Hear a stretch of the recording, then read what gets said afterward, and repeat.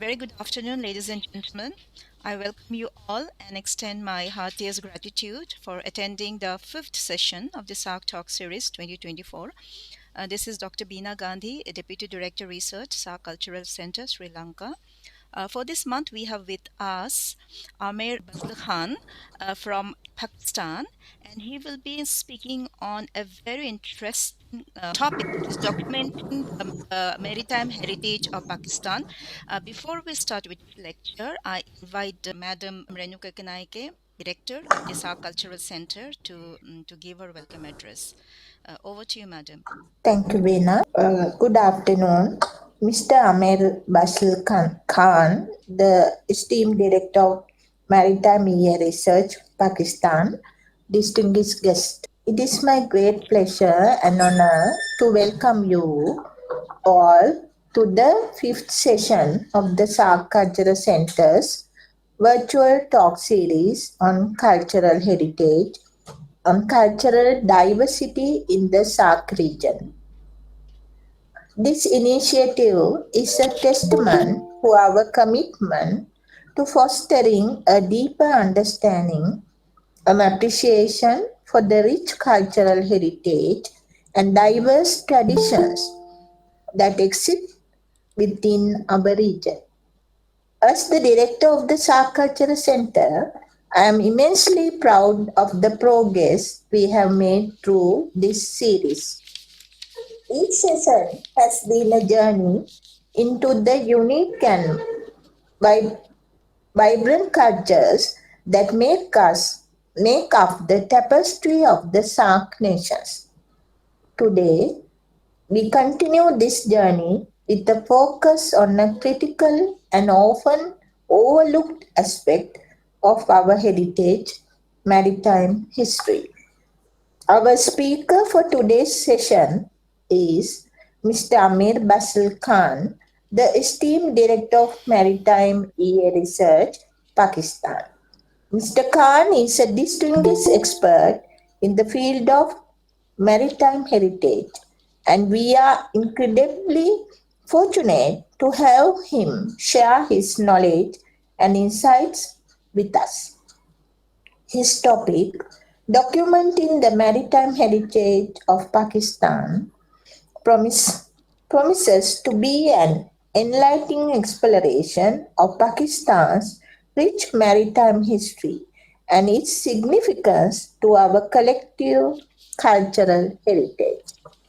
Mr. Khan, on behalf of everyone present, I extend our heartfelt gratitude for your valuable time and for sharing your expertise with us today.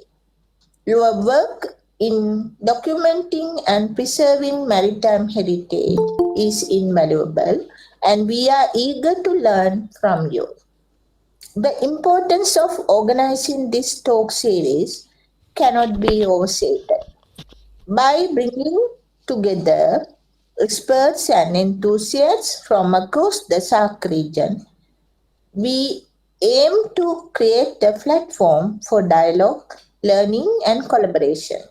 Our goal is to not only celebrate our diverse cultural heritage, but also to inspire collective efforts towards its preservation and promotion. I encourage all participants to engage actively in today's session. Your questions, comments, and insights are crucial for a rich and meaningful discussion. Let us make the most of this opportunity to learn from Mr. Khan and from each other. Once again, thank you all for being here. Moving on, we are extremely honored to have Amer Khan, who is the director of MaritimEA Research organization based in Pakistan. Mr. Khan is a maritime archaeologist with 20 years of experience working in Pakistan, Australia, and the broader Asia Pacific region. Before moving back to Pakistan, Amir was the principal archaeologist for the state of Queensland at the Department of Environment and Science, where he led the department's maritime and terrestrial archaeology teams responsible for the administration of the state and Commonwealth heritage legislation. Amer has a bachelor from Yale University in the US and master's in maritime archaeology from Flinders University, Australia. He is an expert member of the International Committee on the Underwater Cultural Heritage, as well as a member of the ECOMOS Pakistan National Committee. Amer is also the Indian Ocean Regional Representative for the Ocean Decade Heritage Network, which is a recognized partner of the UN's Decade of Ocean Science for Sustainable Development 2021-2030.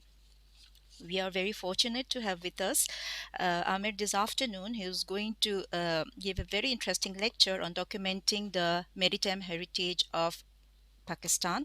We are looking forward to hearing from you, Amer.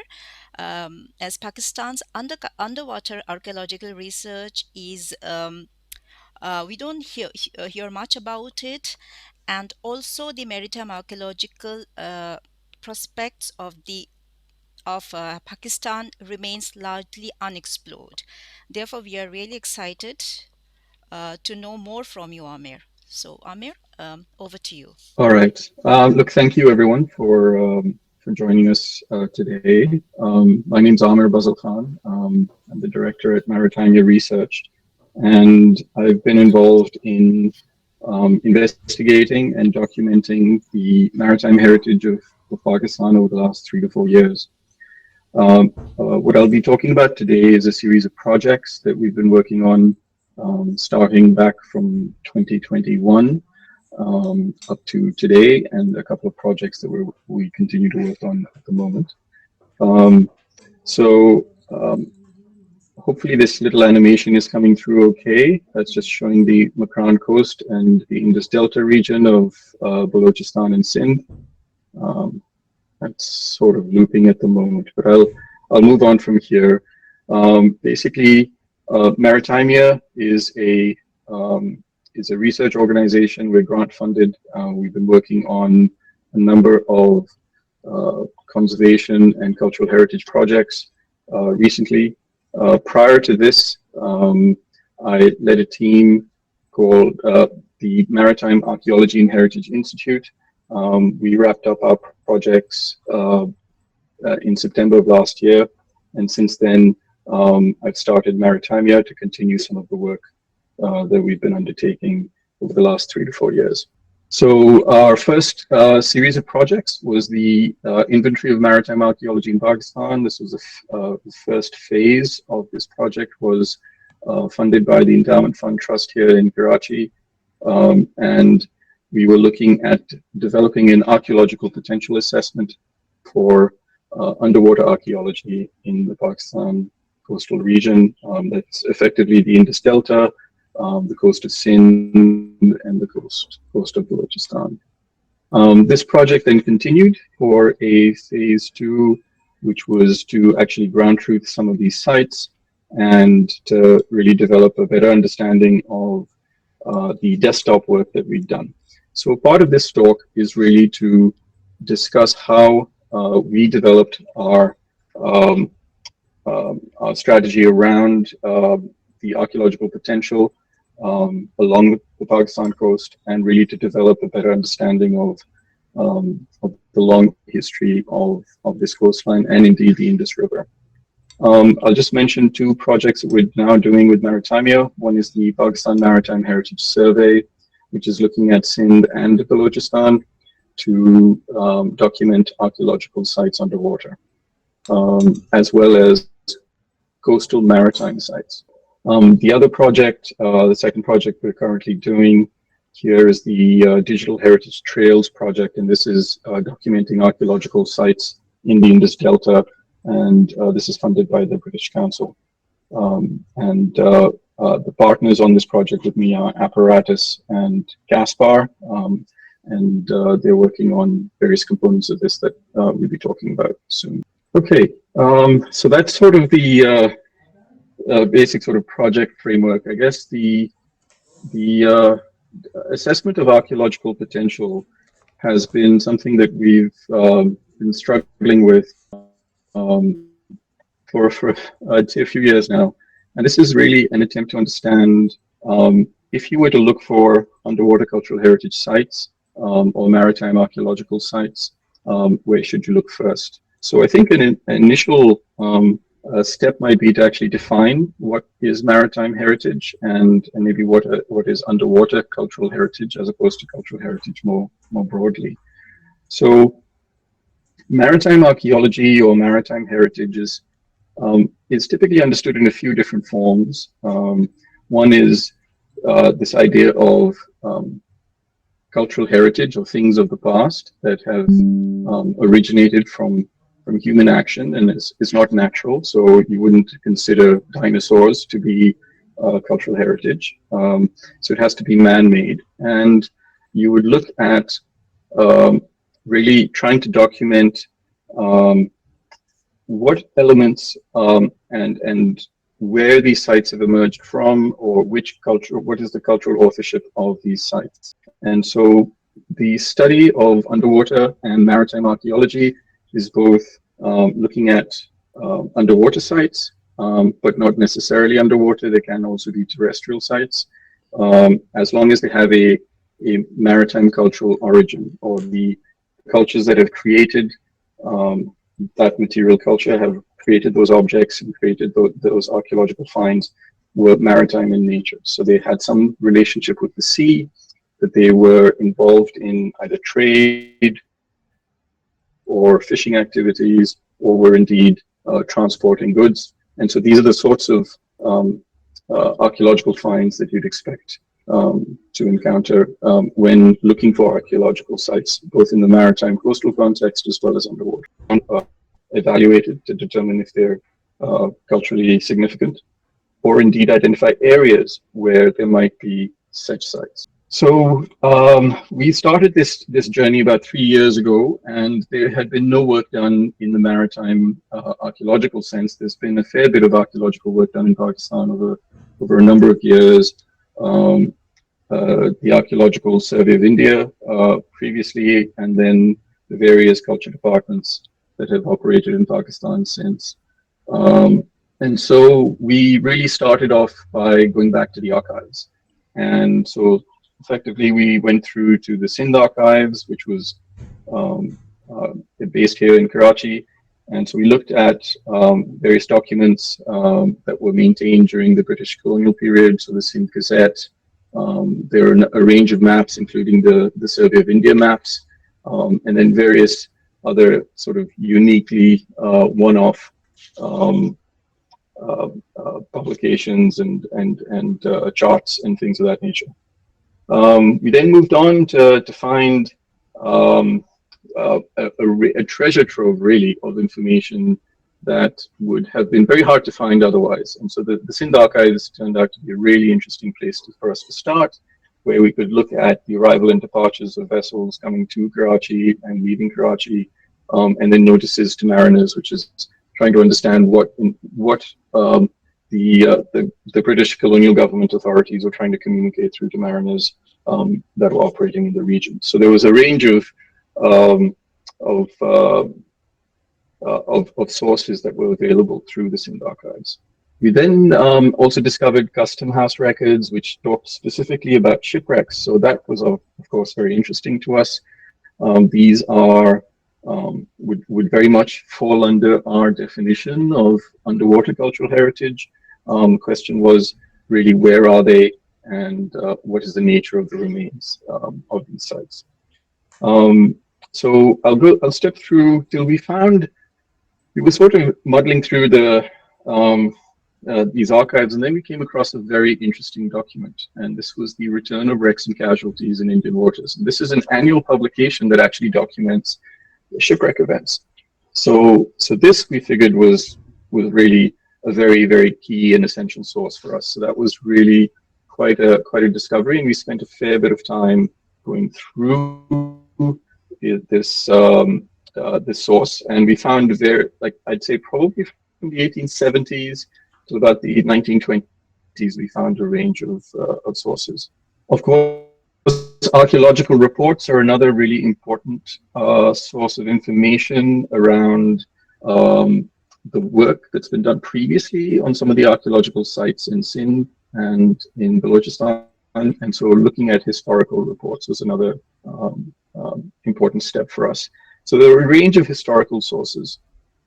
We also looked at a lot of digital elevation models and spatial analysis. So this is really taking some mapping and digitizing what we understand of the landforms around the Indus Delta and Sindh itself, and indeed the Makran coast. So we basically have a digital understanding of the actual shape of the coastline and the bathymetry, the depth of the water along the coast. I won't get into this too much, but this allowed us to do various forms of analysis, and this involved something called viewshed analysis and leeward shadow analysis to try and identify areas where there might have been historic shipwrecks associated with particular periods of time when these lighthouses were built. And the basic intuition there was that when you build a lighthouse, effectively, what you're trying to do is provide an aid to mariners in an area where there is otherwise it's a dangerous place for vessels to travel. And so in such areas, you really want to build a lighthouse to provide that that instruction or that signal to vessels to provide them with that assistance. And so really we're looking at what's the range of these lighthouses and where are they visible on the water. And so that will give us an indication of where there might have been shipwrecks prior to the building of the lighthouse. And in effect, we're trying to identify an area of high potential where these underwater cultural heritage sites might exist. Similarly, the leeward shadow analysis is really looking at where certain areas based on the direction of the wind. So if I'm looking at this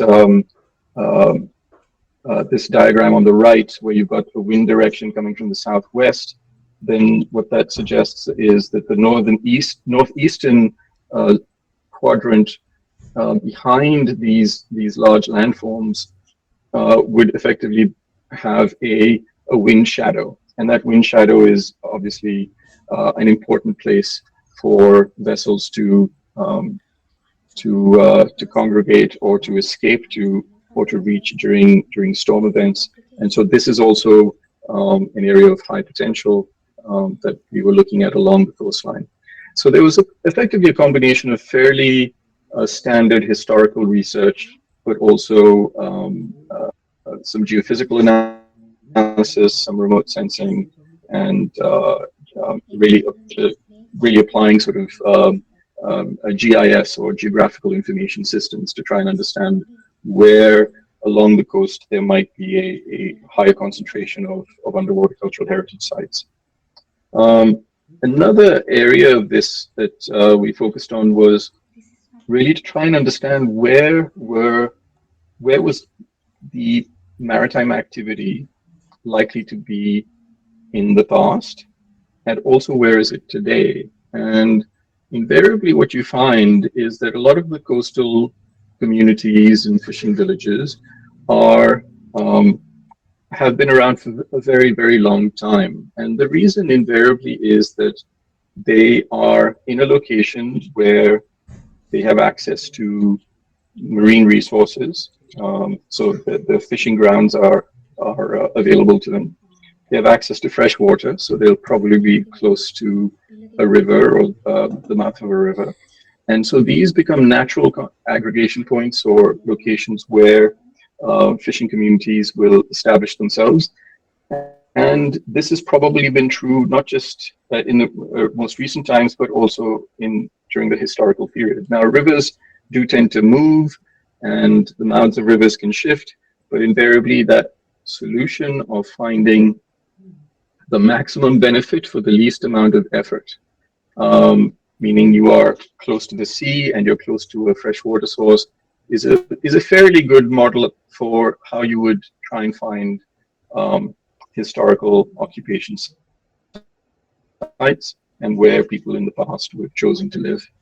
So we've identified a number of locations along the coastline, and then from each of these, we did a case study of looking at a particular fishing village and identified where their local points of interest were, where their local fishing grounds were. And so from this, you can develop what's called a local network analysis of looking at all the points that they like to travel to for fishing purposes or other purposes. And really this becomes sort of a local domain from that fishing community. And this works in certain areas where you can actually, this network or these travel routes between these points become corridors of high archaeological potential as well. So if there's a possibility of shipwreck events happening, it could possibly be in these local area networks. So I guess I've sort of been stepping through a few fairly technical sort of approaches to how we've tried to tackle a previously unaddressed and not very well understood part of the maritime heritage of Pakistan. And so we've spent a few years working on this.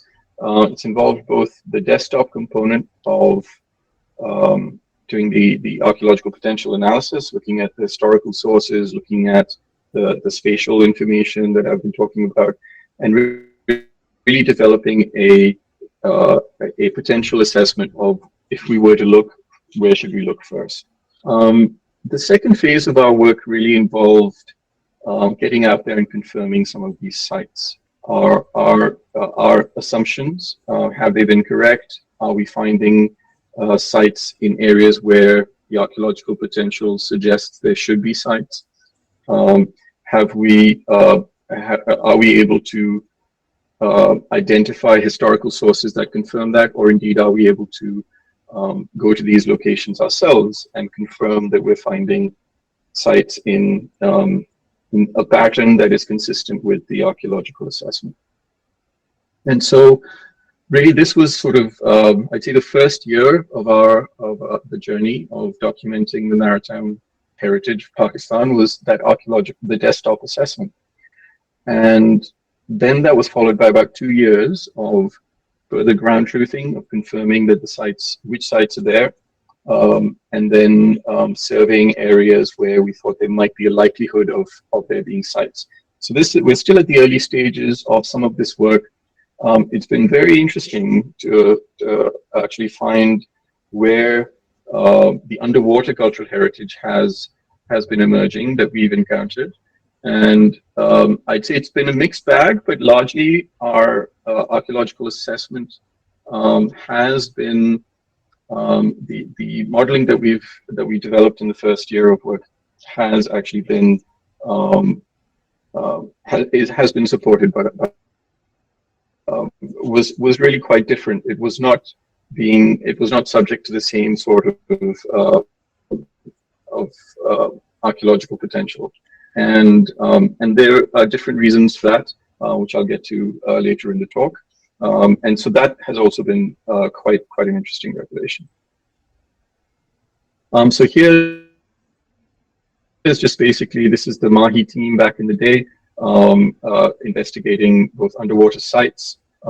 There's an anchorage here on near a village called Bhedkhori. The village is no longer there, but we found evidence of quite an extensive anchorage just off the coast, about 200 meters off from the beach. There are again individual sites underwater where we found some isolated finds in relation to some stone anchors and evidence of maritime activity. There is a list. There are a number of shipwrecks that and shipwreck data that I referred to earlier that we've been investigating as well. Some of them are not historical, and some of them are yet to be identified. So we do have a combination of sites that that we're looking at. Okay, so I've gone at a bit of a sprint there. Let me see if I can. Yes. Okay. So another component um, of our work has really been to look at the intangible cultural heritage of the fishing communities, and these are traditional practices of the fisher folk in and around Karachi.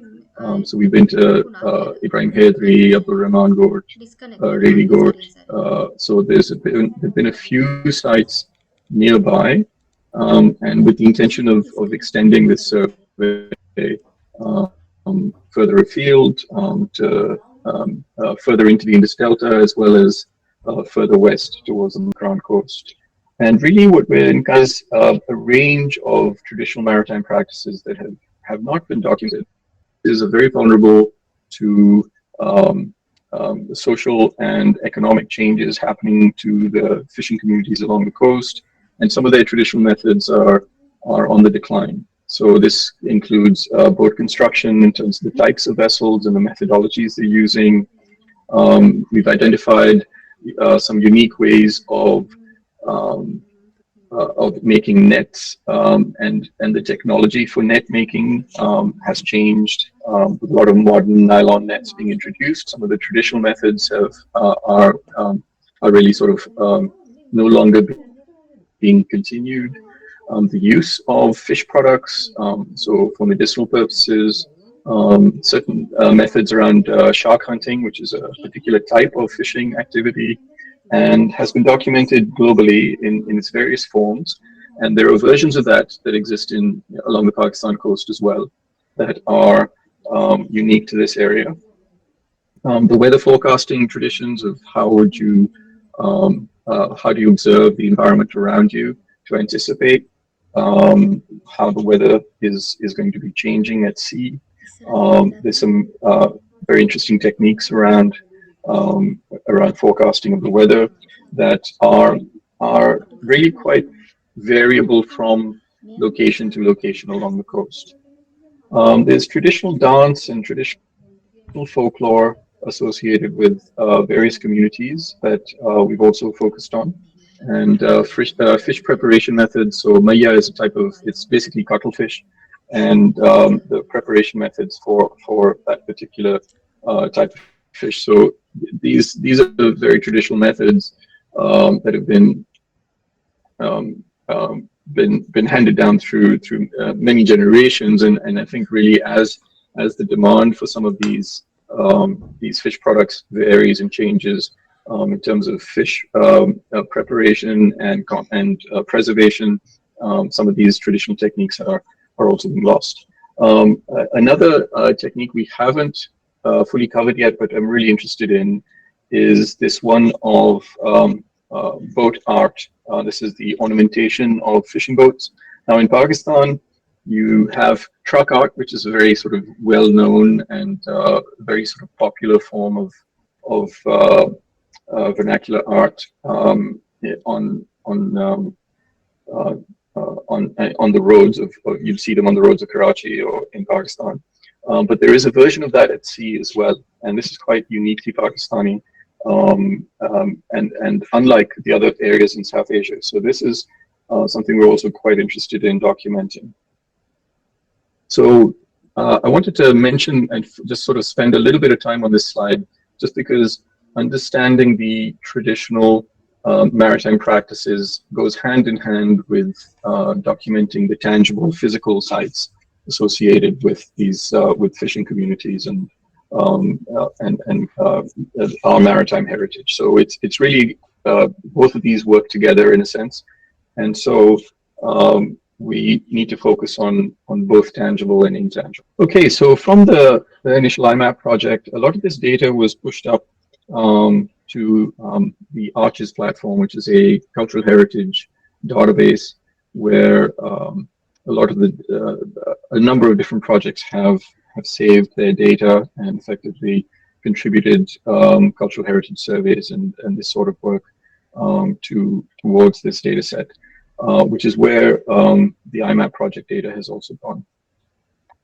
So there were a number of sites that were identified largely through historical map analysis, as well as really sort of direct site investigations and identification of additional sites through field investigations. Okay, so the Pakistan Maritime Heritage Survey is sort of a continuation of some of this work, and this was really this project sort of consists of a season-to-season initiative, and this is where really the field season in Pakistan for venturing out and investigating underwater cultural heritage is really from about October to March at the latest April. So you're looking at about 5 and at best 6 months of the year.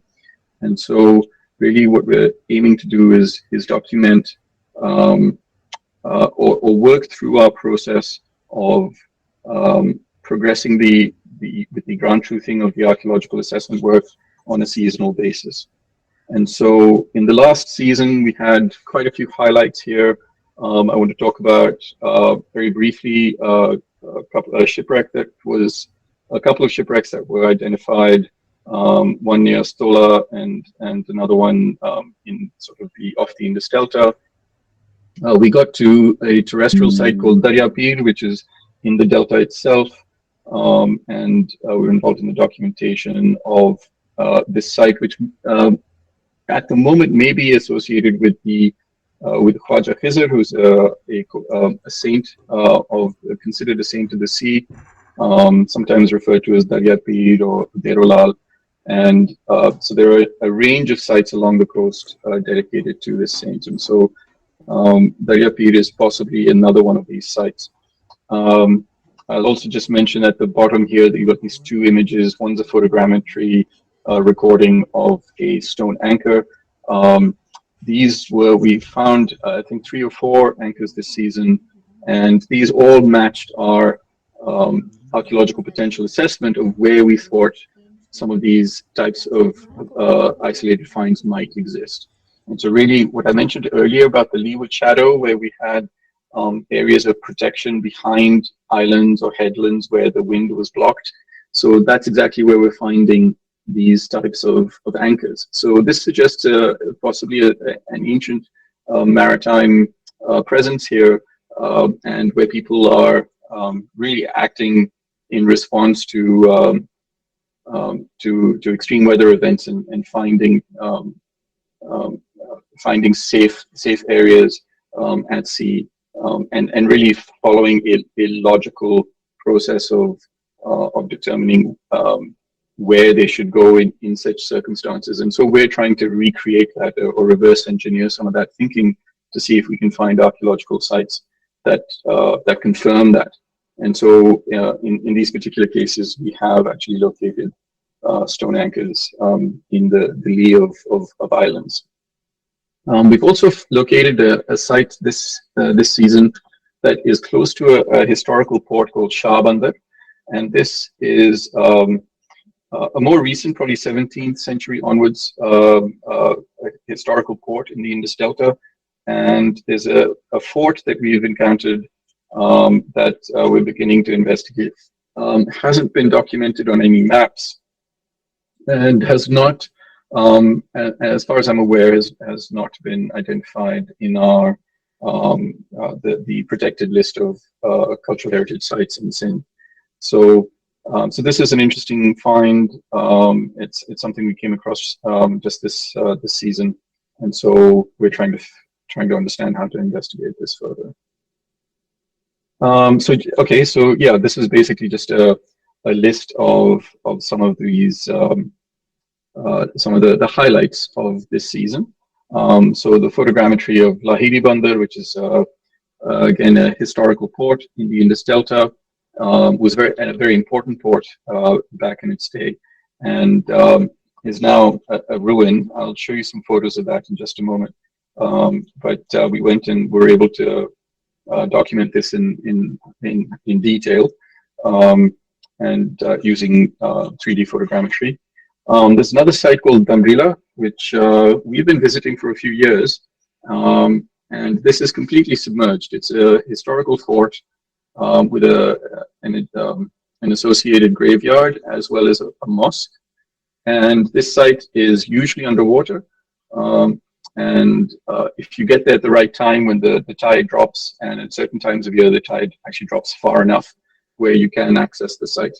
So this has been an interesting one, a very challenging site to reach. But that's been quite a rewarding site as well. We were able to access it this season and spend a fair bit of time there. So the stone anchors we continue to find. This is again very interesting. In essence, stone anchors can vary from I'd say anywhere from 200 to 400 years old to maybe 2,000 to 4,000 years old, if not older. So they tend to be quite challenging in terms of how to date them specifically, but they are an ancient technology, so it doesn't preclude the possibility of these being considerably older than most of the other finds we're coming across. We've returned to the Bidkhori anchorage, as I mentioned as well, and this is really one of the first places where we've found evidence of significant prolonged use of a particular coastal location. We have yet to develop a methodology about how to date this anchorage, and we haven't fully mapped it out yet. So this is going to be some ongoing work.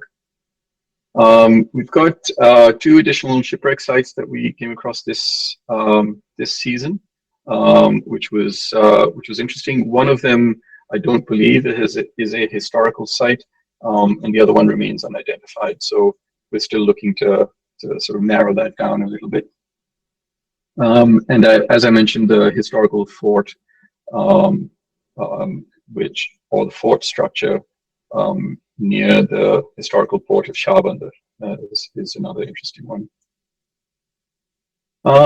I want to also mention that, let's see if this video plays. While we've been doing this work, we've encountered, if you're working on shipwrecks, it tends to be, it can be fairly hazardous. You've got to be a little bit careful about the environment you're in. I don't know if this video is going to play. Maybe not. Let me try that.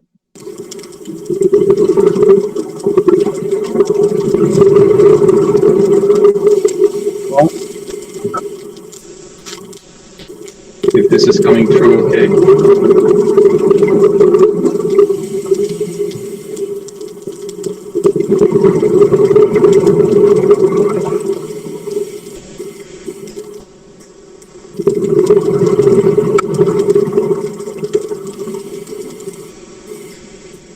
So this is a shipwreck off of the Balochistan coast, and we've been visiting this site fairly often, and on a couple of occasions we've come across what I would call ghost nets, and these are actually quite these are quite dangerous for divers. Could someone just confirm that you're able to see and hear that, or was that audio? Did that audio video? Yeah, Amer. Okay? Yes, Amer, I could hear it, and yeah, the audio and video, both worked.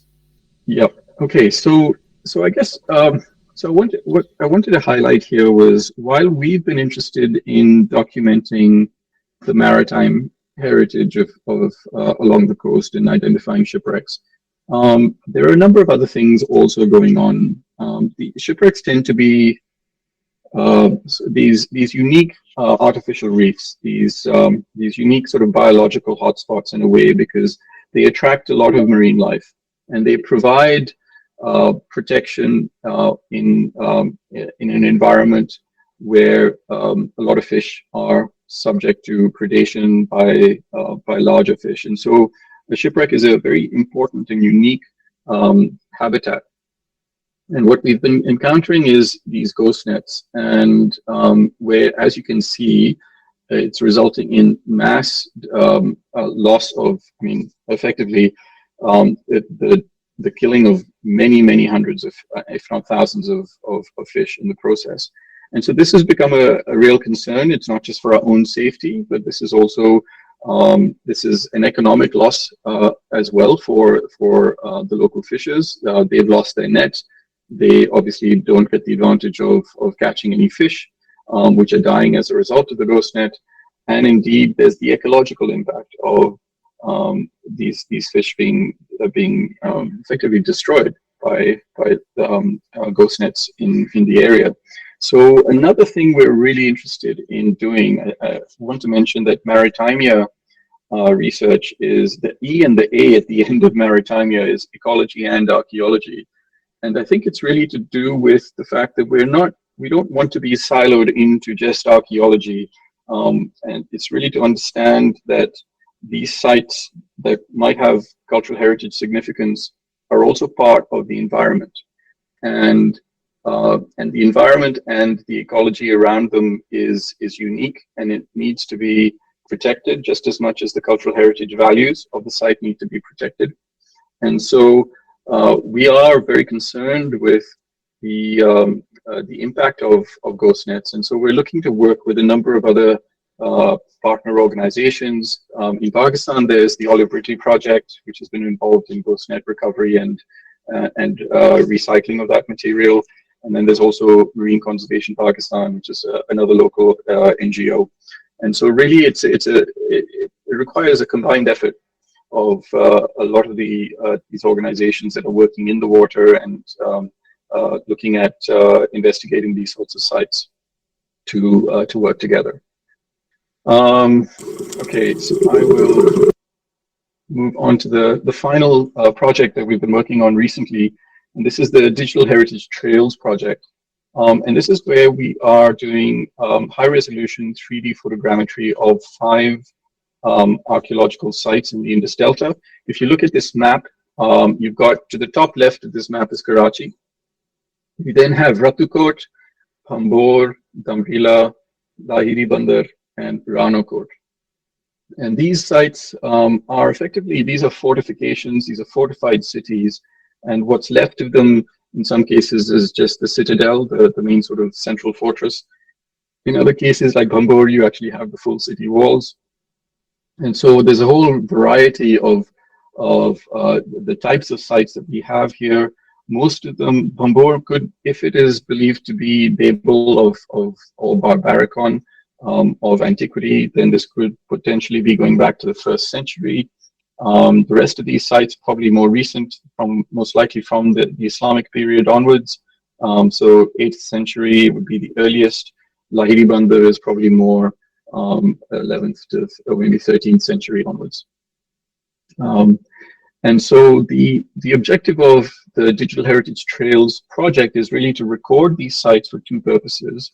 One is the conservation outcome. These sites are all subject to climate impact, and so we want to get a high-resolution 3D, a digital twin, if you like, of these sites as a data snapshot from 2024 to say this is what the condition of these sites was in this year.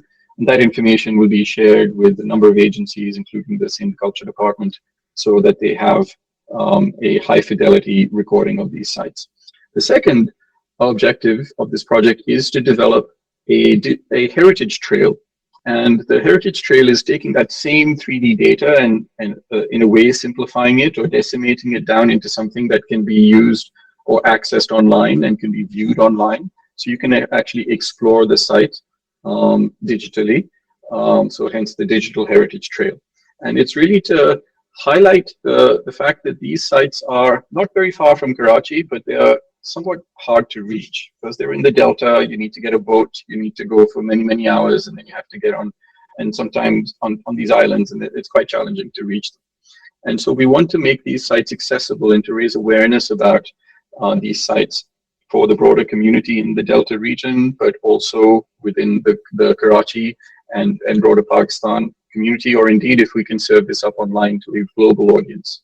And really to talk about what is the story of the Indus Delta and how has it changed over time, Shifting the direction of the Indus has led to a, um, a, a, a change in both the environmental and physical landscape of the delta.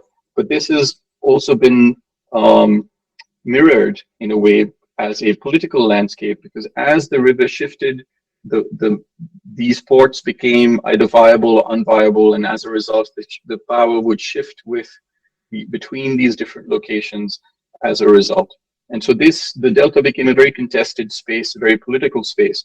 And really these sites tell the story of how the people living in the Indus Delta through the ages have responded to the changes in the river. And so this is an opportunity to tell that story with in a digital and a uniquely interesting way, about how these sites and how the people have responded to these changes over time. And this is also from the perspective of climate impact. This is most likely going to be part of our future as well. The Indus Delta will continue to change environmentally. It will continue to change now due to climate impact. And hence that is going to result in another political response to that change over time, changes within the Delta. So I think looking at our past can be quite an interesting way to understand our future response to climate-related changes. Some of the sites we're looking at very briefly, this is I think my second to last slide, is again Bhambor, Ranokot, Ratukot here in the middle. Ratukot is, you can't quite tell, but that's water right up against the walls of the fort. Lahiri Bandar is also subject to climate impact. The sea level rise within the delta is inundating the areas all around this fort. And then Damrila, which is already buried. It's already underwater and buried in the mud flats. So we can just barely make out the site, and recording that while we can is really an imperative for us.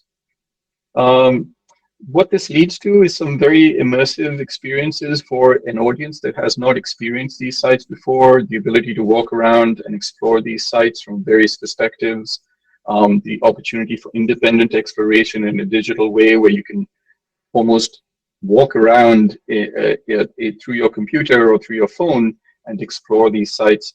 And we can embed within these sites a whole range of additional experiences, change the day-night cycles. We can add content and historical information, which would not be present on these locations if you were to visit them in person. The sites we can add very interactive elements as well, which can be age-specific or expertise-specific. We can change languages to suit different types of viewers. So there's a lot of flexibility around how we can engage with a broader community and for them to understand the maritime heritage of their maritime heritage and indeed the history of the Indus Delta. Of course, later on, this opens up the possibility of virtual reality and augmented reality opportunities in terms of interacting with these locations. Okay, so that was a quick run through. It was a bit of a sort of just from the get-go, just talking about what we've been doing recently and for the last few years.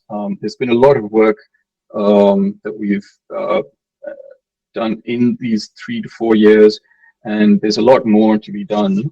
And I'd be really keen to take any questions and respond to anyone's queries about this.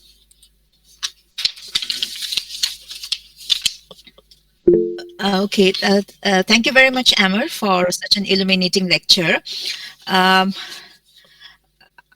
We have just, we just received a notification from Gmail that our session is going to end in another 6 minutes. So we have created a new link. So in case if there are many questions, the link is already posted in the message box. Otherwise,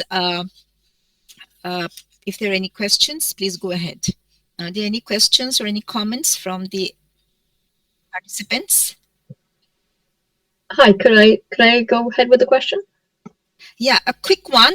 If it Of course. extends more than 6 minutes, then I think it's 5 minutes now. Then a new link is already posted in the message box. No worries. I'll keep it brief, I promise. Thank you very much for such an interesting talk. It was absolutely fascinating, especially hearing from Southeast Asia. We know how limited the literature that's available in this area. I'm coming from a biological point of view. I'm just curious to know the data that you collected, also in regards to the ecosystems. Is there any chance that you also have this available in terms of biological species growing on the shipwrecks, or fish assemblages that have accumulated? Is that visible, or is that perhaps something that you plan on collecting as additional data? Thanks, Ranjeen.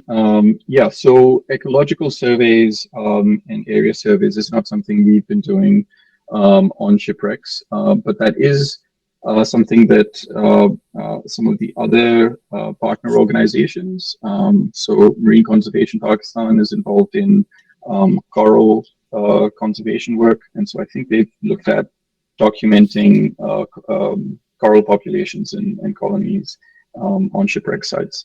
Um, but that's not to say that we wouldn't look to do this at the moment. It's not integrated into our core workflow. Aside from a very rudimentary ecological survey, we don't go down into species identification or systematic survey counts of species at the moment. Brilliant. Thank you very much. Okay, thank you very much. I'm afraid there's another just 3 minutes left. So Amer, and also to the participants, if you have any questions or any comments, please write to us or write to Amer. I think as or even if you post your questions, we will forward it to Amer. So Beena, once again, thank you. Beena, I just have one question from Amer. I hope that's okay. Yeah, we have another just like 3 minutes to Okay, sure. Yeah. Amer, this is Amil from Sri Lanka. I just want to ask you if there are young people out there who want to follow, or study marine archaeology, conservation, things like that. Do you have any advice in terms of what to do when they're 18, 19, just before university? Thanks, Amil. So look, that is challenging. We haven't yet developed a volunteer sort of a citizen science approach for our projects, but I think that's something we want to head towards. So I want to sort of put that placeholder out there that there may be opportunities for young people to get involved with some of our work at a later stage. In the interim, the sorts of things that can contribute towards an ocean sciences career might be really learn how to dive. Maybe scuba diving course would be useful. I'd also suggest looking at marine biology or maritime archaeology courses internationally. We don't have any in Pakistan at the moment in terms of formal university courses. And possibly volunteering with some of the other, also aside from MaritimEA, some of the other marine conservation. While we've used side scan sonar there, I think we probably have better luck in some ways of waiting for the water levels to be lower. And so there are, you do see remains of vessels embedded within the foreshore all along the coast, and even within the delta.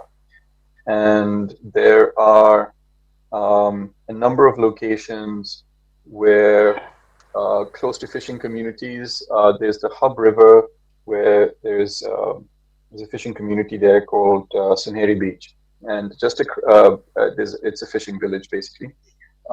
And just around the corner from there, you can see some remains at low tide of exposed timbers associated with well, we don't know yet. We haven't assessed these sites yet, but there could potentially be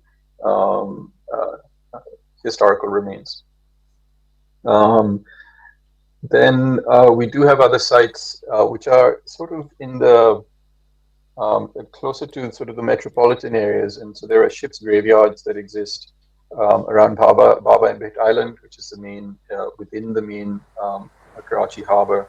And so these sites are a little bit harder to assess because it is a very busy port.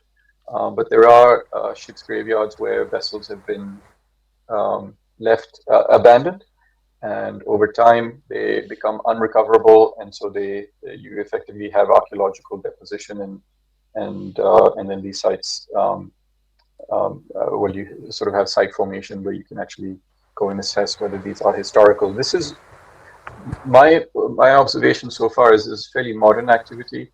Um, they may well have been a historical um, precursor to some of this activity in this area.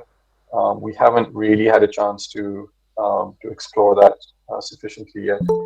So I think one thing I am interested in is to learn from some of the other experiences in the region about the types of vessels that have been found in deltas. What were some of the methodologies to assess them, and indeed, what were some of the initial steps taken to identify and locate some of these sites? We've been going with sort of a historical um, record approach, which is useful, but it doesn't give you precise enough locations. So another approach that I'm interested in is developing a local knowledge survey of speaking with folks in the fishing communities, and really developing a full survey of where um, archaeological or ship remains might be located. We do have a couple of sources on this, but we haven't really been able to put that into a project as yet. So it's a work in progress. Um, I guess just in response to your second question of whether vessels are being found in the clay, yes, within the delta you're seeing remains of vessels, but we haven't had a systematic survey of documenting them yet. Okay, thank you very much for the entire for the interesting lecture.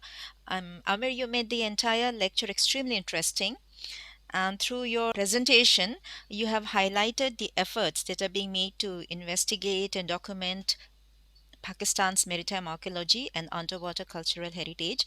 I once again thank you very much, and also to all the participants for their enthusiastic participation and to make this exercise a fruitful one.